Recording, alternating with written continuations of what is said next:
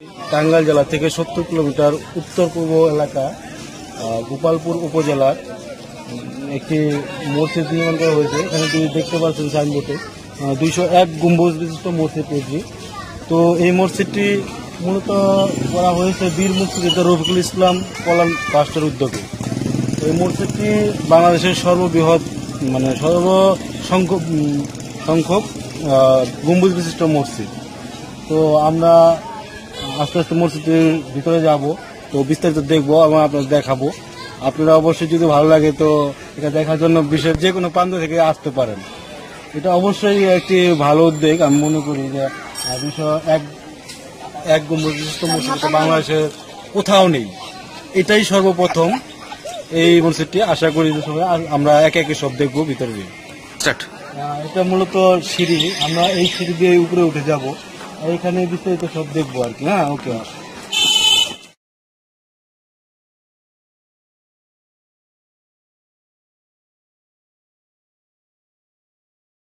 আপনারা দেখতে পাচ্ছেন আসলে নির্মাণ এখনো শুরু হয়নি, মানে কমপ্লিট হয়নি, চলতেছে কাজ। সব ভিতরে আছে। এখানে মূলত এটা প্রাকৃতিক সৌন্দর্য বড় একটি স্থান।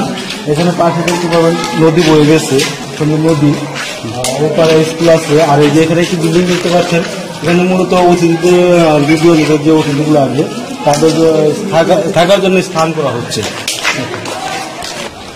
এখানে মূলত গম্বুজের পাশাপাশি বেশ কিছু মিনার তৈরি করা হচ্ছে। আপনি দেখতে পাবেন বেশ কিছু মিনার, একটা মিনার তৈরি করা হচ্ছে। পাশাপাশি গম্বুজগুলো আমরা দেখে নিই, মসজিদের উপরে গম্বুজগুলো একটু ভিতরে যদি আমরা দেখে নিই। এগুলো কাজ চলতেছে, এই গম্বুজগুলো ভদ্রম হবে না।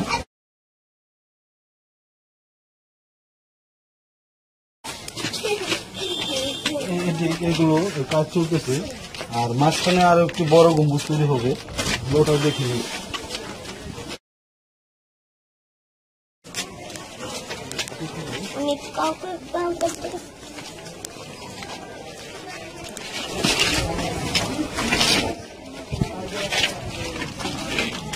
এখানে মূলত মেন গম্বুজটি তৈরি করা হবে, এই জায়গাটা এখানে এই করা হচ্ছে।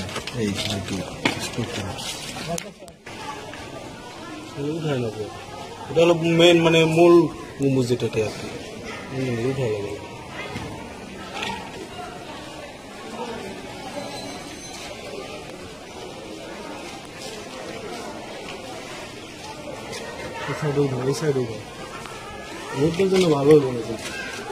সেজন্য বিকাল আসা উচিত ছিল।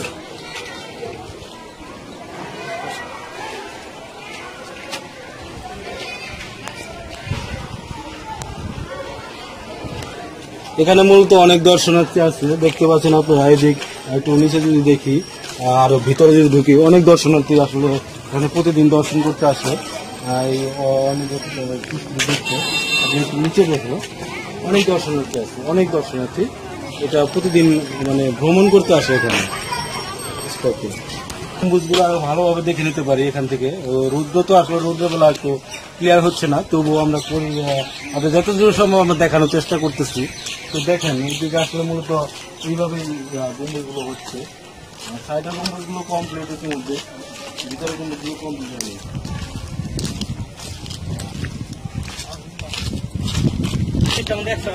এটা আসলে এখানে মসজিদের মূল আকর্ষণ হলো প্রাকৃতিক সৌন্দর্য ভরা। এর মাঝখানে এটা আসলে এর মধ্যে এরকম একটা নিদর্শন আসলে মানে আপনার মন প্রাণকে ভরে তুলবে। আশা করি আপনি দেখতে পারেন, একদম পুরো প্রকৃতির মধ্যে এই নিদর্শনটি তৈরি করা হচ্ছে। মসজিদের দোতলায়, মানে দ্বিতীয় তলা থেকে সেখানে দাঁড়িয়ে রয়েছি। আর এখানে আপনি যে নিচে থেকে গম্বুজের অংশগুলো দেখতে পাবেন, একটু চেষ্টা করে দেখতে পাবেন।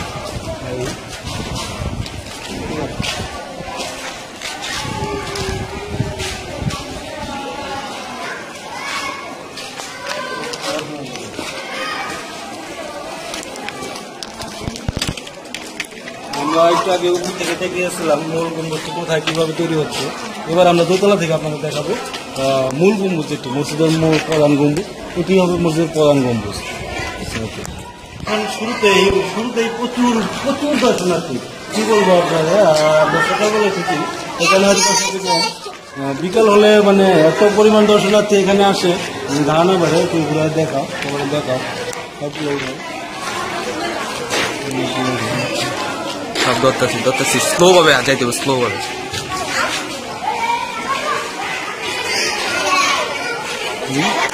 সিঁড়ির পাশেও আরেকটি তলা, মানে এটা সর্বনিচের তলা, এখান থেকে এই মসজিদটি শুরু, দেখতে পাচ্ছেন আপনারা। আর একটু সামনে গিয়ে আমরা দেখি মসজিদটি যেহেতু এখনো উদ্বোধন করা হয়নি, এটা আসলে নির্মাণাধীন রয়েছে।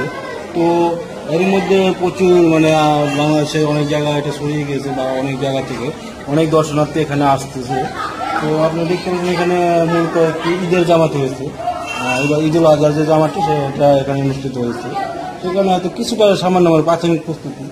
আর একটা জিনিস আমরা দেখতে পারি, মসজিদের সৌন্দর্য বর্ধনের জন্য এখানে একটি স্তম্ভ নির্মাণ করা হচ্ছে। আরো কিছু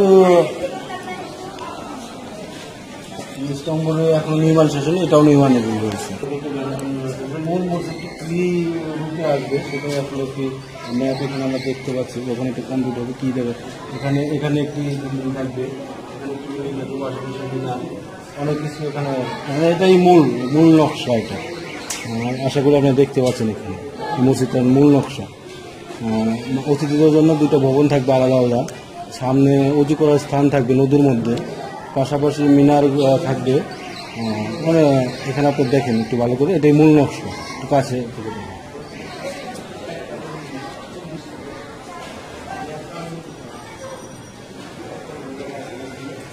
তো তখন দেখছিলাম মসজিদের প্রবেশ পথ পূর্ব সাইড থেকে। তো এটা হলো মসজিদের পশ্চিম সাইড, যেখানে ইমাম সাহেবের ইয়া থাকবে, মেহরাব থাকবে, এখানেই এটাই মসজিদের মূল ইয়া। আর একটু এদিকে আমরা দেখে নিই মসজিদের পশ্চিম সাইড যেটা আর কি, ফ্রন্ট সাইডটা এটা।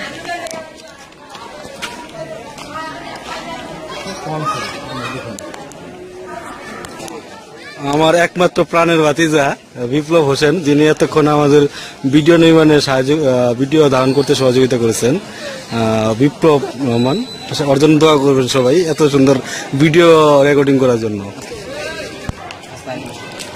এটা তো মূলত মসজিদটি হচ্ছে বাংলাদেশের সর্ববৃহৎ বিষয়, একদম নির্দিষ্ট মসজিদ, এটা বাংলাদেশ আর কোথাও নেই।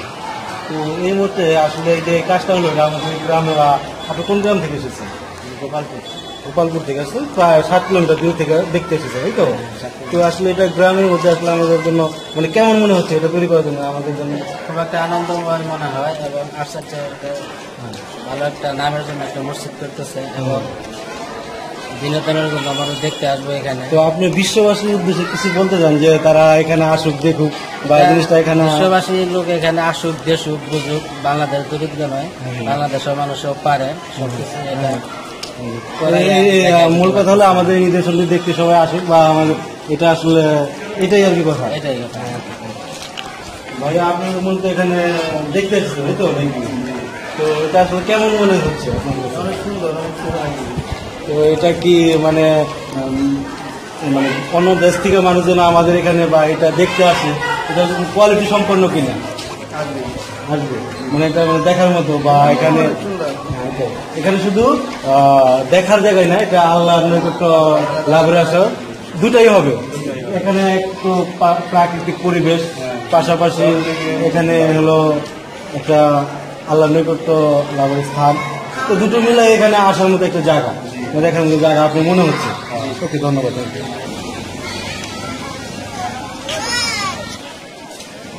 আমরা মূলত ঘুরে ঘুরে সব কিছু দেখানোর চেষ্টা করেছি আপনাদের। আসলে এটা নির্মাণাধীন, এখনো নির্মাণ সম্পন্ন হয়নি। তো আশা করি নির্মাণ সম্পন্ন হলে এখানে সৌন্দর্য বর্ধনের পাশাপাশি এখানে মানে এখানে প্রাকৃতিক পরিবেশে এসে মন ভালো করার মতো একটি জায়গা, এমনকি এমন একটি মসজিদে নামাজ পড়ে আল্লাহর নৈকট্য লাভের জন্য আসাও একটি ভাগ্যের ব্যাপার আমি মনে করি। তো আপনার যদি অবশ্যই এখানে এসে একবার হলেও দর্শন দিয়ে যাবেন সবাই। ভালো থাকবেন।